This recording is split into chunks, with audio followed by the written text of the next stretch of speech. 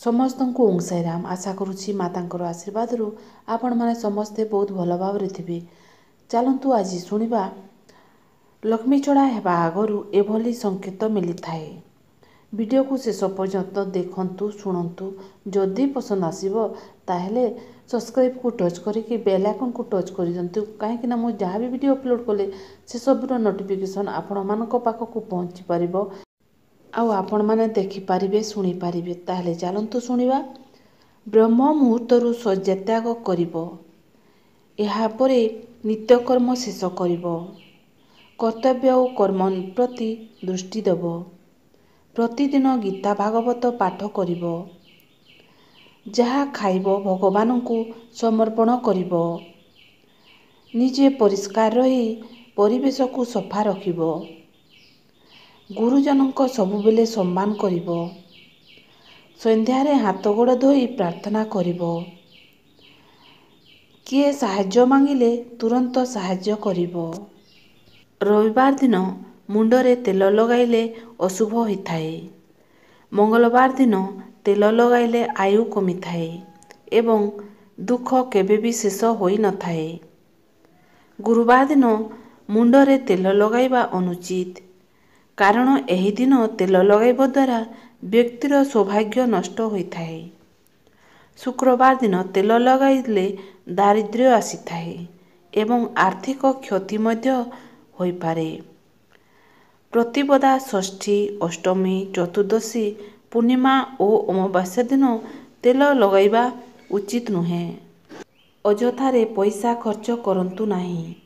ଦୋକାନମାନଙ୍କରେ ମା ଲକ୍ଷ୍ମୀଙ୍କର ପଦ୍ମରେ ବସିଥିବା ଫଟୋ ପୂଜା କରନ୍ତୁ ଏବଂ ଘରେ କଳି ଝଗଡ଼ା ହୁଅନ୍ତୁ ନାହିଁ, କାହିଁକିନା ଏହିପରି କଲେ ଲକ୍ଷ୍ମୀ ଛାଡ଼ି ଚାଲିଯାଆନ୍ତି। ଖାଇବା ଥାଳିକୁ କେବେ ବି ଗୋଟିଏ ହାତରେ ଧରିବେ ନାହିଁ। ବିଛଣା ବା ଶେଯ ଉପରେ ବସି ଖାଆନ୍ତୁ ନାହିଁ। ଖାଇବା ଥାଳିରେ କେବେ ବି ହାତ ଧୁଅନ୍ତୁ ନାହିଁ। ଭୋଜନ କଲାବେଳେ କଥାବାର୍ତ୍ତା କରନ୍ତୁ ନାହିଁ। ଭୋଜନ କଲାବେଳେ ରାଗନ୍ତୁ ନାହିଁ। ଭୋଜନ ସବୁବେଳେ ପୂର୍ବ କିମ୍ବା ଉତ୍ତର ଦିଗକୁ ମୁହଁ କରି ଭୋଜନ କରିବା ଉଚିତ। ଭୂମିରେ ଚାଲୁଥିବା ସମୟରେ ପାଦକୁ ଘୋଷାଡ଼ି ଚାଲନ୍ତୁ ନାହିଁ। ଖାଇବା ସମୟରେ ମୁହଁରୁ ଶବ୍ଦ ଶୁଭିବା କଥା ନୁହେଁ। କଥା କହିବା ସମୟରେ ମୁହଁରୁ ଛେପ ବାହାରି ତଳେ ପଡ଼ିବା ଠିକ୍ ନୁହେଁ। ଘରେ କାଚ ଜିନିଷ ବାରମ୍ବାର ଭାଙ୍ଗିବା ଠିକ୍ ନୁହେଁ। ବଡ଼ ପାଟିରେ କଥା କହିବା ଏବଂ ବିନା କାରଣରେ ସବୁବେଳେ ହସିବା ଉଚିତ ନୁହେଁ।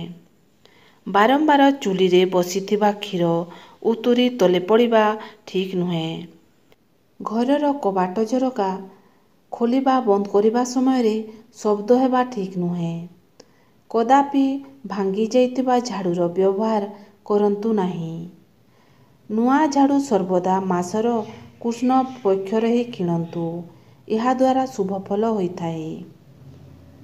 ଘରେ ଝାଡ଼ୁ ସର୍ବଦା ଦକ୍ଷିଣ କିମ୍ବା ଦକ୍ଷିଣ ପଶ୍ଚିମ ଦିଗରେ ରଖନ୍ତୁ।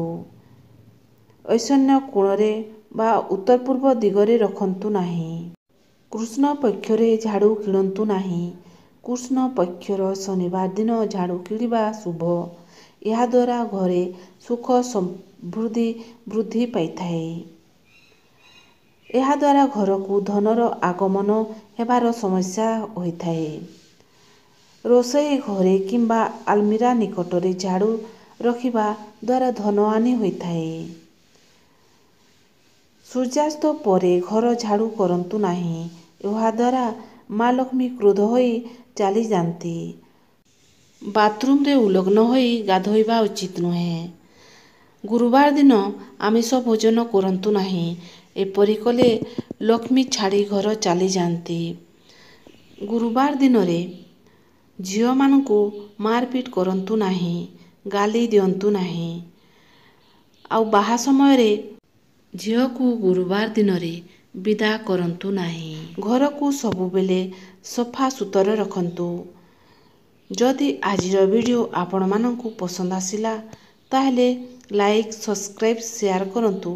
ସବସ୍କ୍ରାଇବ୍କୁ ଟଚ୍ କରିକି ବେଲ୍ ଆଇକନ୍କୁ ଟଚ୍ କରିଦିଅନ୍ତୁ, କାହିଁକି ନା ମୁଁ ଯାହା ବି ଭିଡ଼ିଓ ଅପଲୋଡ଼ କରିବି ସେସବୁର ନୋଟିଫିକେସନ୍ ଆପଣମାନଙ୍କ ପାଖକୁ ପହଞ୍ଚି ପାରିବ, ଆପଣମାନେ ଦେଖିପାରିବେ, ଶୁଣିପାରିବେ। ତାହେଲେ ରହୁଛି ଓଁ ସାଇରାମ।